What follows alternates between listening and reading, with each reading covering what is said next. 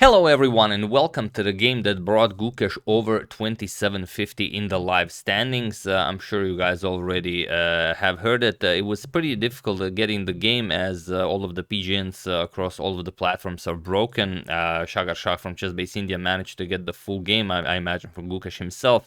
So I, of course... well, I'm sure that that the PGN is correct, and 2750 is an incredible rating. Well, once you reach that 2700 rating and you go over it, you are considered a super grandmaster. Okay, maybe now even 2750 can be considered a super grandmaster because quite a few people have done it. I have no idea how many people broke 2750 because in the live ratings there are. Well, sometimes there's between 30 and 50 players are over 2700, and over 2750, not a lot of them. That's basically, you're stepping into the top 10 of the world.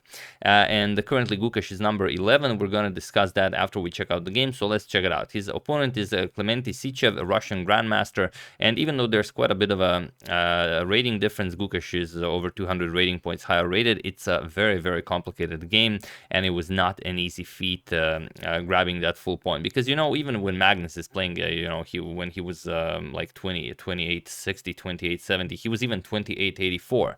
But even when you face a 2550 grandmaster, he can, if he wants to play for a draw, you're gonna have a really hard time actually winning that game. So let's check it out. Gukesh has the white pieces and he opens with knight to f3. He opts for the Reti opening, knight f6, g3. We have pawn to d5 and now bishop to g2. So the standard King's Indian attack, the Yugoslav variation, pawn to c5, and here we have castles.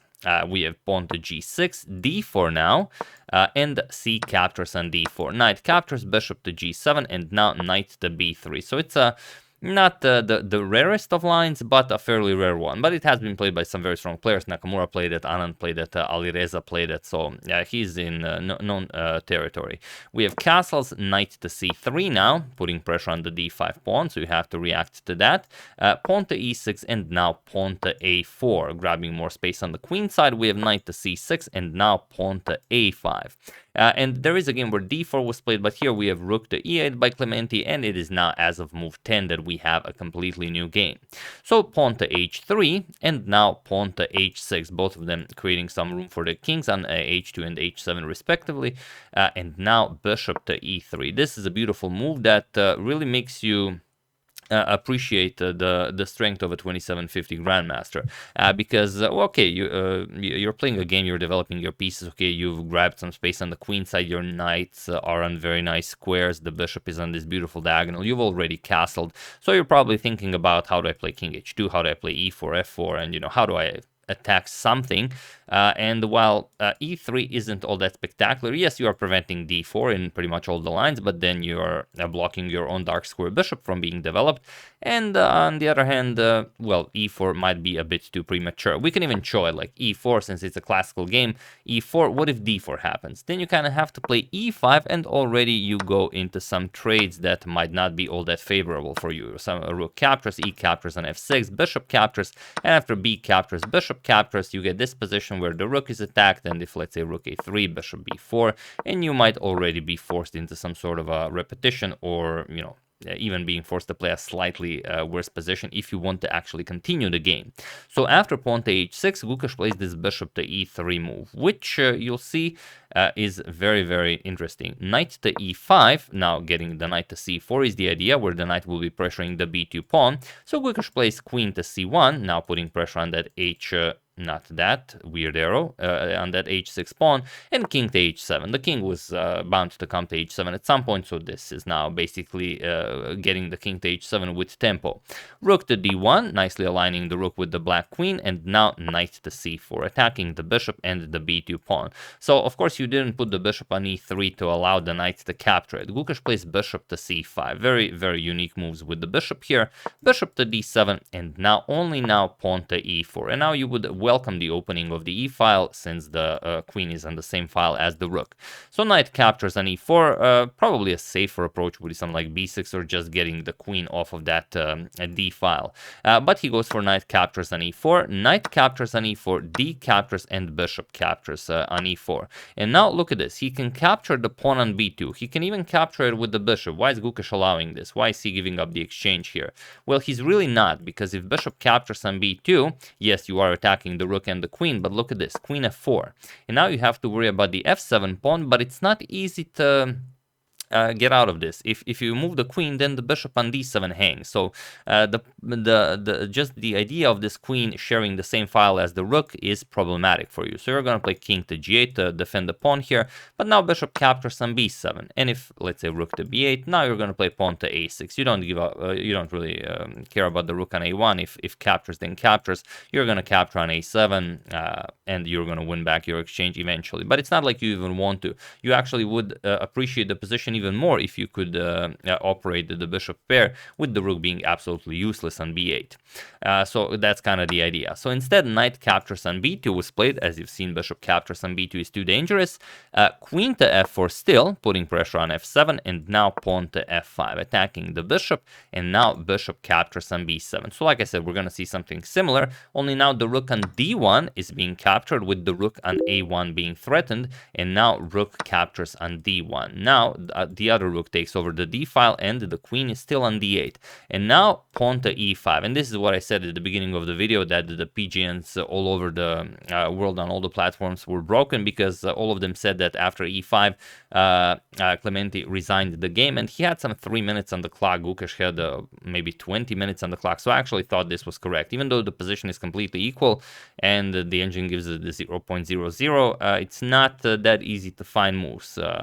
Problem is, let's say, okay, let's say you play something like queen to f3. It is a drawn position, but you have to find moves. Let's say queen f3, rook to b8 to attack the bishop. Now a6. That will always happen, and this is a hypothetical line. And now, of course, if you capture, that's just bad. So let's say queen to c7, and now you will play bishop to d6, attack the queen here, or you don't even have to. You will play bishop captures on a7, threaten the rook here. So there are many options.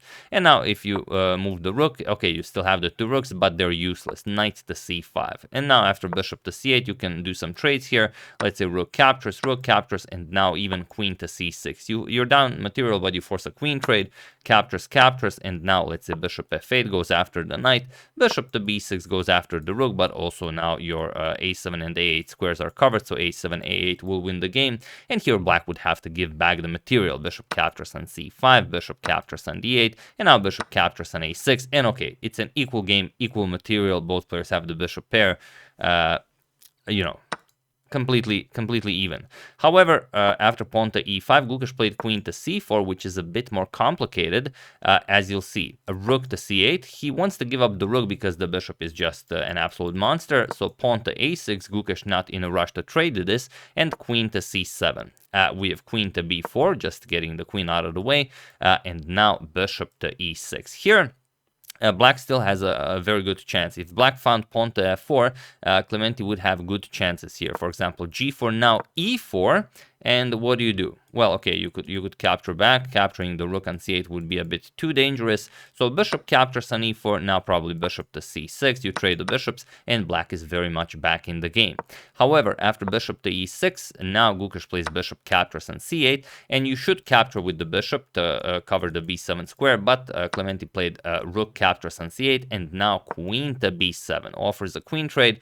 And of course, you cannot trade this. You don't want to give him the pass pawn on b7. So king to h8 was played, and king to h8 is a pretty tough blunder here. With f4, you're still in the game. Point is that now you have to actually defend. You cannot just go pawn grabbing, because after bishop captures on a7, now there's queen captures on c2, attacking the rook, and if rook to d2, then you have queen to b1 check, and if king to g2, then queen to e1, and you're very much still in the game now. If, let's say, bishop to c5, you want to start pushing your pawn, queen f5 threatens queen to e4 check to win the white queen, and even if you move the king, still bishop to e4 attacks the queen and threatens checkmate it's game over.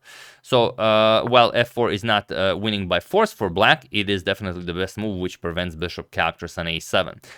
In the game, king to h8 was played, and now we have bishop captures on a7. Queen to c3 now. You can't capture on c2 because then rook to c1 is just deadly.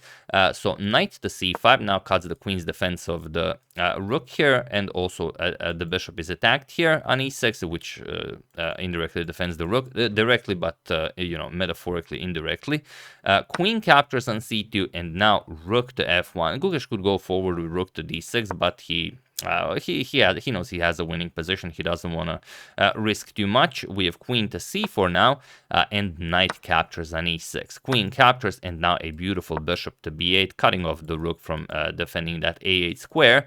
Pawn to f4. Now it's you have to go all out, otherwise you can just resign. Pawn to a7, queen captures on h3, a8 queen. Gukesh now with 2 queens on the board, and f captures on g3. So Gukesh with the 2 queens, Klementy threatening mate in 1. Feel free to pause the video and try to find the quickest way to win this for Gukesh while I give you a couple of seconds.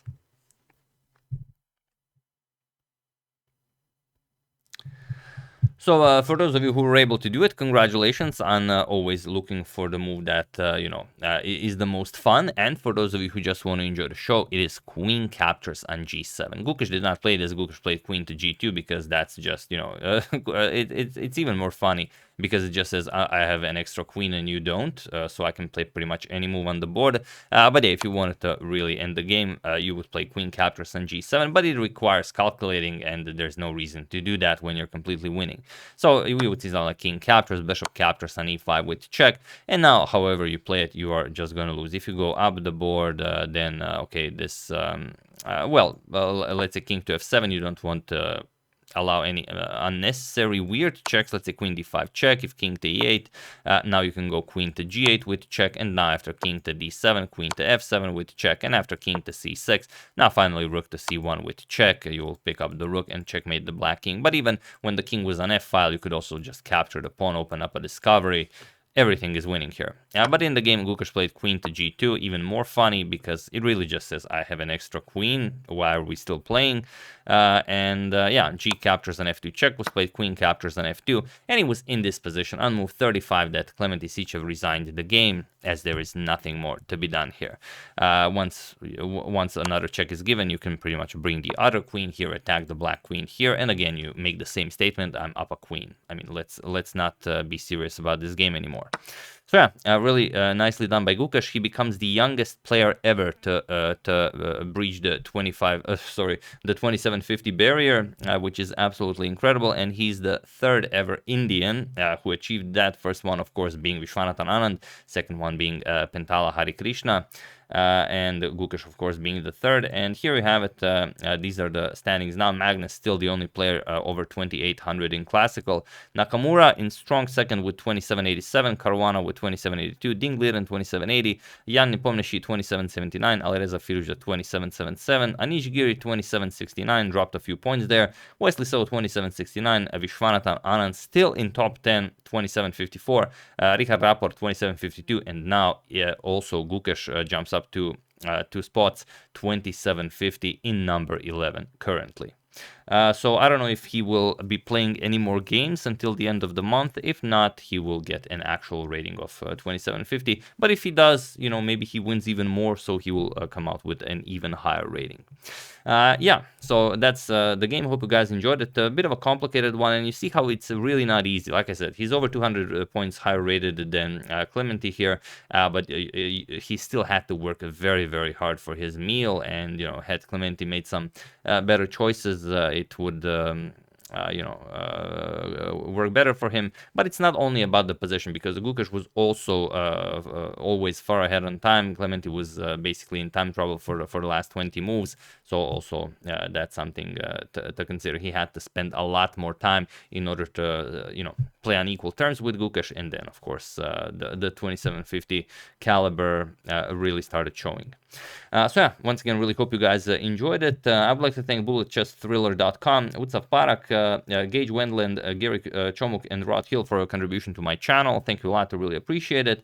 As usual, you can check 2 of my previous videos here. Thank you for watching, and I will see you soon, continuing to check up on your wonderful suggestions and whatever else happens in the chess world. So thank you all, I will see you soon, and have an excellent rest of your day.